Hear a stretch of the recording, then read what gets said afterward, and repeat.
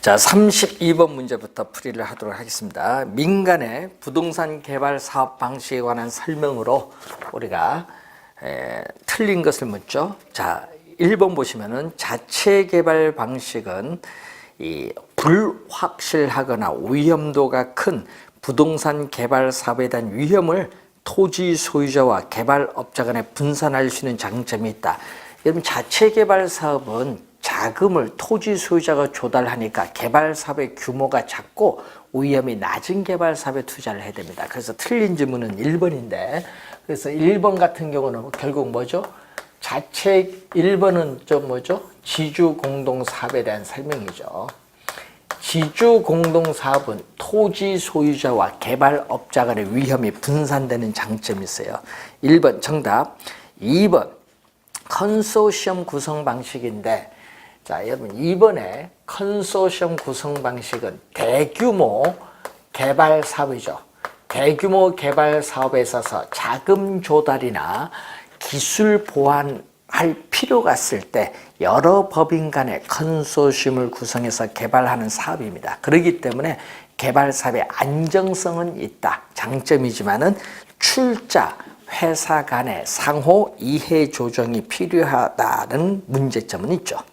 3번 사업 위탁 방식이죠. 자, 이 지주 공동 사업에 있어서 사업 위탁형 또는 사업 수탁 방식이죠. 사업 위탁형, 이 사업 우리가 수탁 방식인데, 토지 소유자가 개발업자에게 사업 시행을 의뢰하고 이 개발업자는 사업 시행에 대한 우리가 수수료를 취하는 방식, 개념이 나와 있습니다. 맞는 질문. 자, 4번에 지주 공동 사업은 토지 소유자와 개발업자가 부동산 개발을 공동으로 시행하는 방식으로서 일반적으로 토지 소유자는 토지를 제공하고 개발업자는 개발 사업에 전문적인 노하우를 제공해서 상호 이익을 추구하는 방식의 개발입니다. 자, 5번 토지 신탁형은 토지 소유자로부터 형식적인 소유권을 이전받은 신탁회사가 토지를 개발 관리 처분해서 그 수익을 수익자에게 돌려주는 방식이 우리는 토지 신탁 방식이죠. 자, 토지 신탁은 작년, 재작년 2년 연속도 출제된 용어죠. 자, 그래서 토지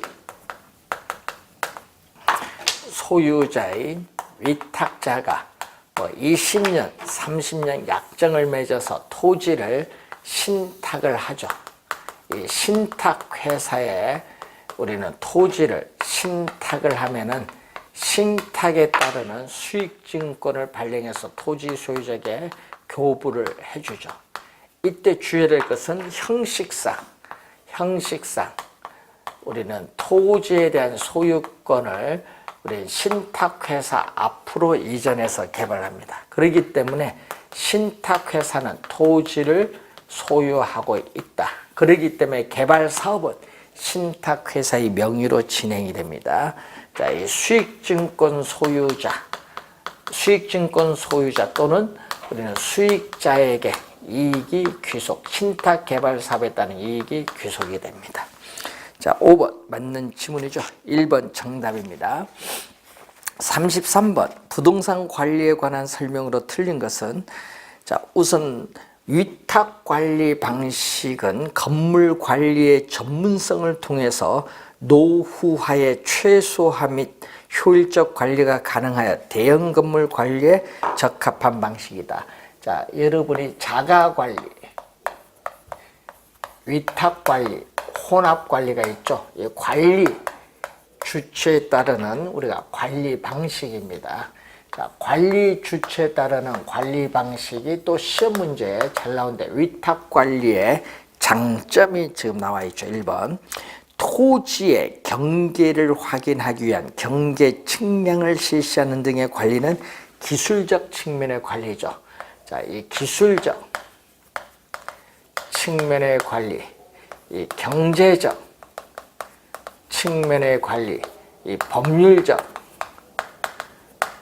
측면의 관리, 이 복합 개념이죠. 복합 개념에 따라 우리는 종합적인 관리에 접근이 필요합니다. 복합 개념에 따른 관리, 종합적인 접근이 필요한데, 자, 이 기술적 관리를 의미하는데, 문제는 지금 1번 지문은 이 토지의 기술적 관리를 말합니다. 3번, 부동산 관리는 법, 제도, 경영, 경제, 기술적인 측면에 있어서 이 설비 등의 기계적 측면과 경제 경영을 포함한 이 복합 개념적인 종합적인 접근이 요구되죠. 맞는 질문. 자치 관리는 자가 관리입니다. 여러분, 자치 관리는 자가 관리인데, 이 자치 관리 방식은 관리 요원이 관리 사무의 안일, 무사 안일해지기가 쉽고 관리 전문성이 결여될 수 있는 단점이 있다. 맞는 질문이고, 5번 혼합관리 방식은 필요한 부분만 선별, 위탁을 하죠. 자, 그래서 혼합관리는 이 자가 관리와 위탁관리가 혼합이 되어 있어요. 그래서 과도기에 유용하다는 장점이 있어요. 과도기에 유용하다는 장점이 있는데 필요한 부분만 선별 위탁한다. 그래서 우리는 필요한 부분만 선별 위탁하니까 부분 위탁 방식입니다. 그리고 관리상의 운영이 잘못되면은 책임 소재가 불분명하다. 분명히 아니라 불분명하다는 단점이 있고, 또 우리는 전문업자를 부분 위탁이기 때문에 전문업자를 충분히 활용할 수 없다는 단점이 있습니다. 자, 한번 잘 확인해 주시기 바라고요. 34번 문제로 갑니다. 아파트 개발업자의 부동산 마케팅 활동에 여러 가지 활동이 포함된다. 이와 관련해서 틀린 설명. 유통 경로 전략 수립을 위해서는 중개업자나 기존 고객을 통한 분양 방법도 검토한다. 이런 얘기죠. 그래서 마케팅 믹스죠. 자, 마케팅 목표로 하는 시장에 도달하기 위해서 여러 가지 마케팅 요소를 결합하는 것을 마케팅 믹스, 포피 믹스 전략인데, 여기에는 우리가 프레이스, 우리가 프로덕트, 프라이스, P가 네 가지 P가 있죠. 프로모션. 자, 작년 시험은 이 네 가지 사례를 출제했는데, 자, 우리가 플레이스를 유통 경로 전략이죠. 부동산 개발 회사가 직접 분양한다든지 분양 대행 회사를 통해서 분양을 한다든지 중개업소나 주택금융기관을 활용하는 방법입니다. 1번 맞고, 2번 분양 전단지를 신문에 삽입해서 알리는 방법의 홍보를 우리는 전단지 리플렛 광고라고 합니다. 전단지라고 하죠, 많이. 자, 3번 최근에 주거 환경 흐름을 감안한 주택 상품 전략을 수립하기 위해서는 가전기계 어떤 걸 설치하느냐 조사가 필요합니다. 자, 그리고 우리가 설계 같은 거죠. 설계. 3타입 형태, 평면 설계, 이런 것은 제품 전략입니다. 소비자의 인지도가 높은 아파트 상표, 브랜드를 활용하는 방법은 고객 점유 마케팅 전략이 아닙니다. 고객 점유 마케팅 전략이 아니라 관계 마케팅 전략이다. 4번 정답이죠.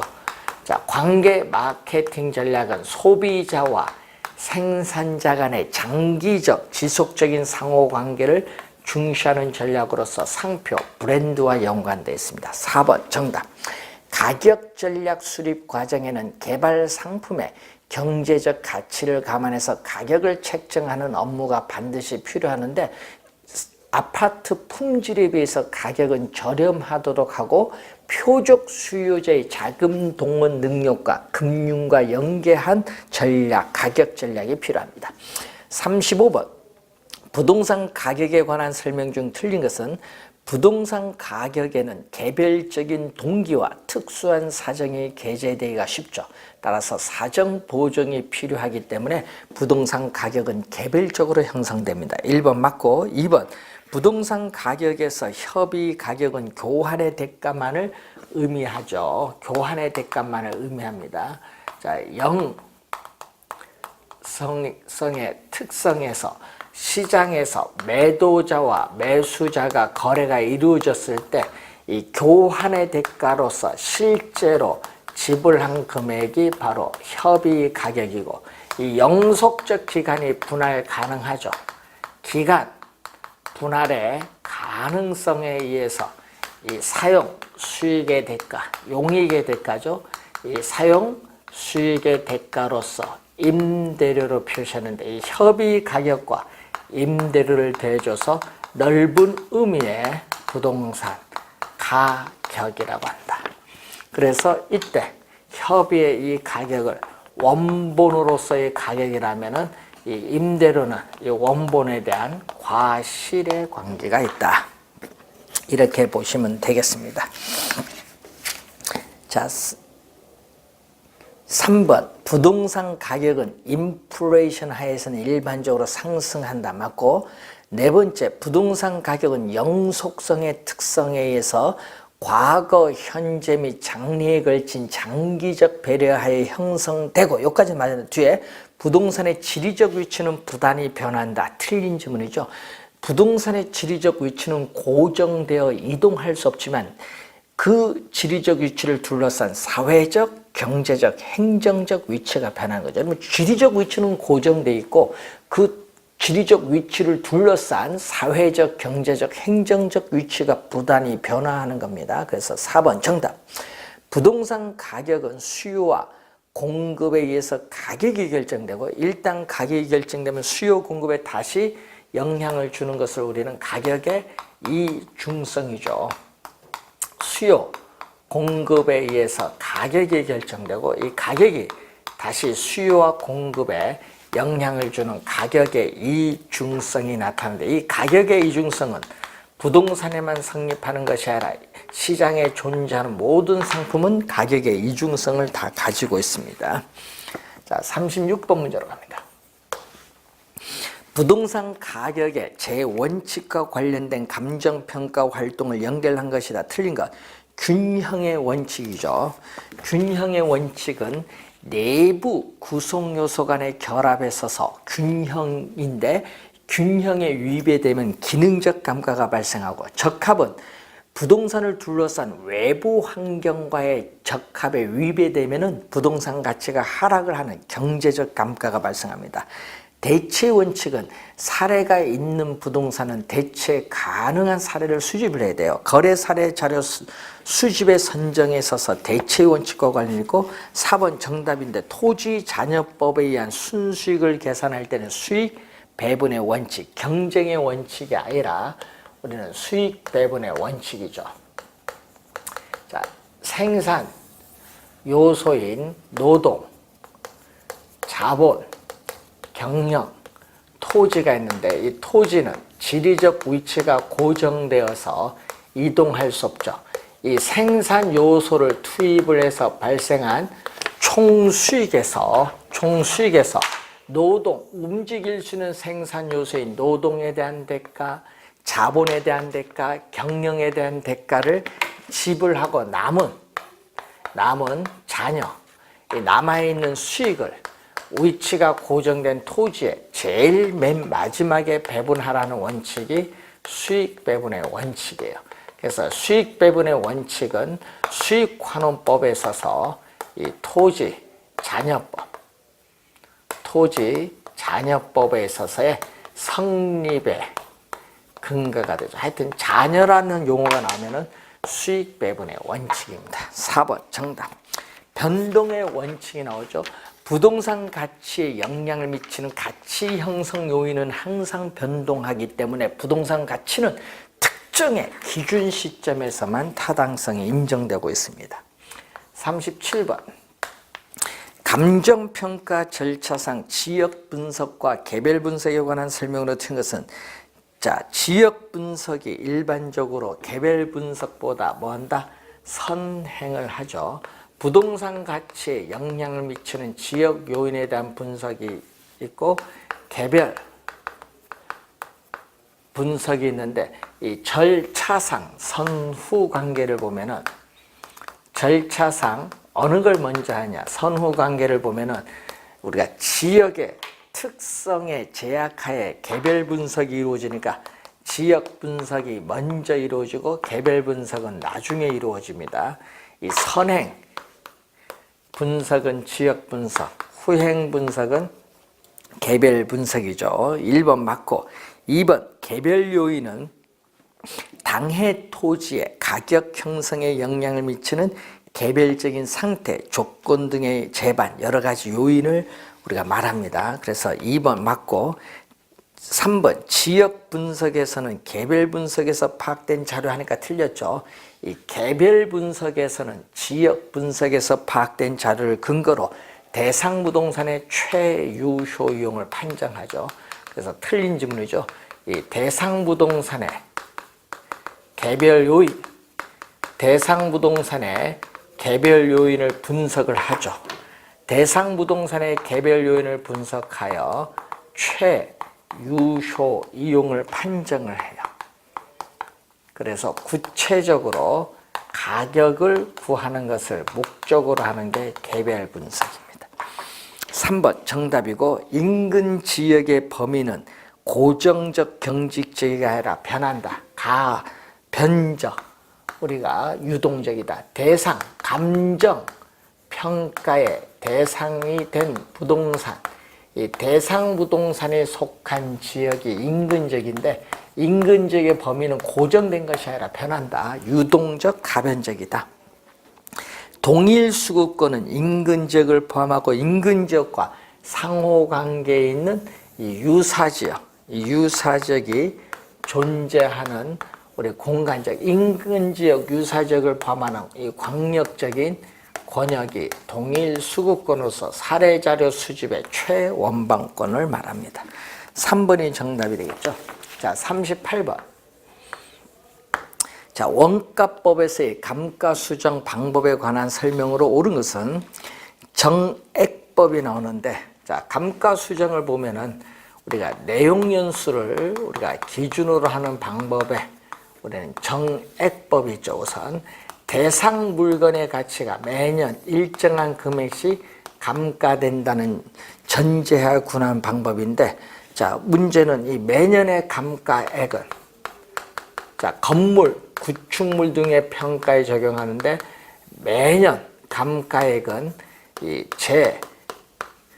조달 원가에서 경제적 내용연수 끝났을 때 잔존 가격을 경제적, 물리적 내용연수가 아니라 경제적 내용연수로 우리가 나누어서 우리는 매년의 감가액으로 삼는 방법인데 이게 바로 우리는 총감가액을 말하죠. 그래서 1번 틀린 지문이고 2번 정률법은 기계, 기구 등의 동산에 적용하는데 대상 물건의 가치가 매년 일정한 비율로 감가된다는 전제하에 구하는 방법이죠. 자, 대상 물건의 매년 말 잔존 가격의 감가율이 정률이죠. 감가율을 곱해서 매년의 감가액을 구하는 방법인데 매년의 감가액은 뭐 한다? 체감하죠. 그래서 상각 첫 해의 감가액은 가장 많고 기간이 경과할수록 감가액은 점점 체감하기 때문에 정률법을 체감상각법이라고 해요. 자, 매년의 감가액은 체감합니다. 2번 틀린 질문. 3번 상환기금법은 내용연수가 만료하는 때의 감가 누계 상당액과 그에 대한 복리계산 이자 상당액을 우리는 포함하는 방법으로 우리는 당해 내용연수로 상환하는 방법인데 내용연수법 중 우리가 초기에 감가액이 우리가 가장 크다 하니까 틀린 지문이 되겠죠. 자, 상환 기금법인데 자, 이런 형태가 되겠죠. 자, 초기의 감가액 보면은 감가 누계, 자, 최종 경제적 내용수 끝났다. 자, 처음에는 감가가 없죠. 자, 이렇게 직선의 형태로 가는 것은 정액법, 이렇게 가는 것은 상환기금법. 요 차이는 바로 이 복리 계산에 따른 이자만큼 차이가 있죠. 이렇게 가는 게 바로 정률법. 그러면 초기에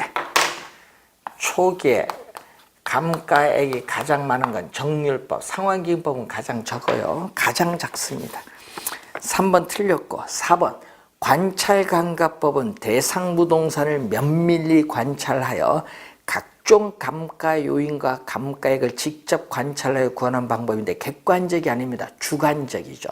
평가사의 능력과 경험에 좌우되다 보니까 주관적이라는 단점이 있고 물리적이 아니라 기능적, 경제적 감가 요인 산정에 적합합니다. 그래서 틀린 지문이죠. 관찰, 감가법. 또 뭐가 있다? 분해법이 있죠. 자, 분해법이 나오죠. 대상 부동산에 대한 세분된 감가인데 이 내부적, 대상 물건 자체의 내부적 요인에서 발생한 감가, 또 외부적 요인에서 발생한 감가인데 이 내부적 감가는 이 물리적 상태의 변화로 인한 부동산 가치의 손실을 나타내는 물리적 감가, 또 이 물리적 상태의 변화는 별도로 기능면에서 효용이 감소함에 따르는 감가, 외부적 감가는 경제적 감가, 이렇게 세분하고 여기도 뭐죠? 치유, 수선 비용과 수선 후의 가치 상승분을 비교했을 때 수선하면은 치유 가능한 감가, 수선을 하지 않으면 치유 불가능한 감가로 나누고, 여기도 기능적도 우리는 개량하면은 치유 가능한 감가, 개량을 하지 않으면은 치유 불가능한 감가로 이렇게 나눠요. 그런데 외부적 요인에 의해서 발생하는 경제적 감가는 치유, 외부적 요인에서 발생하니까 여기는 치유 자체가 불가능한 감가죠. 자, 요 각각의 감가액을 전부 더해요.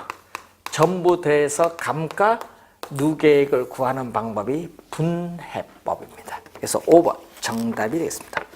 자, 5번 질문 정답. 자, 39번 문제로 갑니다.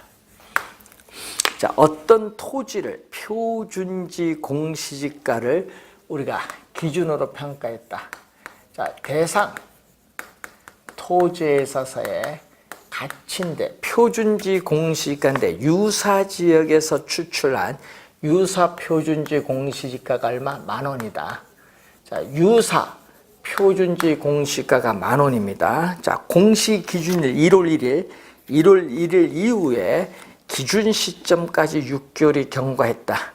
자, 이때 인근 지역의 지가 변동률은 얼마? 1, 4분기. 자, 시점 수정을 가는데, 자, 시점 수정하는데 1, 4분기. 자, 공시 기준일 1월 1일 100으로 뵀을 때 3월 31일까지 10% 상승했어요.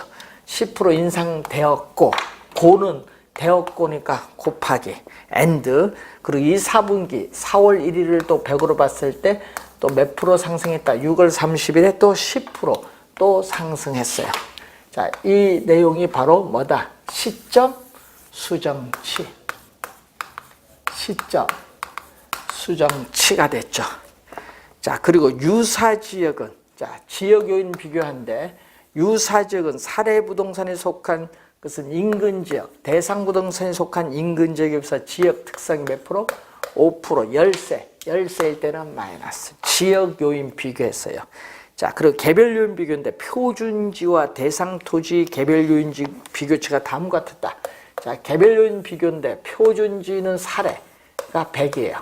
100분의 110. 가로 조건은 어떻게 돼요? 대상 토지가 표준지에 비해서 10% 우세하죠. 다른 거 보니까 행정적 조건. 또 100분의 얼마? 95. 대상 토지가 표준지에 비해서 5% 열세 있다. 요거죠. 나머지는 100분의 100은 전부 1이니까 관계없습니다. 이걸 계산을 하면 되겠죠. 그래서 95, 95 없어지고 100, 100 없어지는 거죠. 그럼 또 100, 100 이거 없어지면 얼마가 나오는 거예요? 110 곱하기 110 곱하기 또 110이 나오죠. 자, 그리고 밑에 100이 나오죠. 그럼 다시 공 2개 없어지면 얼마? 11의 제곱 121 곱하기 110의 제곱미터가 나오죠. 이게 정답인데 정답은 그래서 얼마? 4번이 정답이 되겠습니다. 자, 40번. 부동산 가격 공시에 관한 법령상 표준지 공시지가에 관한 설명으로 틀린 것은 표준지의 도로 상황, 지목, 용도, 지역은 표준지 공시지가의 공시상에 포함한다. 자, 공시상에 나오죠. 표준지의 지번, 표준지의 지번, 단위 면적. 단위 면적은 1제곱미터, 단위 면적당 가격, 표준지의 면적 및 형상, 표준지 및 주변 토지의 이용 상황, 그 밖에 대통령령이 정하는 사항으로 지목, 용도, 지역, 도로, 상황이 있겠죠. 그래서 1번 맞는 지문이고 2번 지상권이 설정되어 있는 표준지의 적정 가격을 평가하는 경우에는 당해 지상권으로 토지의 사용 수익이 제한되는 가치를 반영해서 평가된다. 어떻게 돼요? 평가 기준을 보면 어떻게 돼요?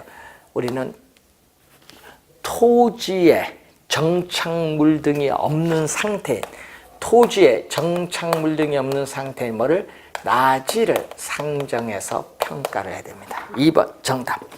3번 표준지의 단위 면적 단각에서 단위 면적은 아까 얼마? 단위 면적은 1제곱미터로 보는 거죠. 표준지 공시지가는 도시개발법에 의한 도시개발사업, 도시 및 주거환경정비법에 의한 정비사업, 농어촌 정비법에 의한 농어촌 생산 기반을 위한 정비사업을 위한 환지, 채비지 매각 또는 환지 신청에 적용되죠. 자, 4번은 표준지 공시지가가 적용하는 경우. 자, 5번은 이의신청인데 국토교통부 장관은 표준지 공시지가에 대한 이의신청 기간이 만료된 날부터 30일 동그라미 60일이 아니다는 거, 30일 이내에 이의신청을 심사하여 그 결과를 신청인에게 서면으로 통지하여야 한다. 서면으로 미출. 구두가 아니라는 거. 구두가 아니다. 서면으로 통지하여야 한다. 하여야 동그라미. 하여야는 반드시란 얘기입니다. 통지할 수 있다가 아닙니다. 통지하여야 한다. 이의신청도 시험에 자주 출제를 하는데 작년에도 또 출제를 했었습니다. 기본적 개념 잘 정리를 하시기 바라고요. 자, 이렇게 해서 모의고사 4회분 모든 강의를 마치고 여러분 항상 이 모의고사 4회분을 풀고 지금까지 풀었던 또 매월 모의고사를 보면서 틀린 부분을 다시 기본서 교재를 통해서 확인해서 시험장에 가시면 여러분들은 훨씬 더 좋은 점수로 합격할 수 있으리라고 기대됩니다. 자, 여러분 모두의 합격을 기원드리겠습니다. 감사합니다.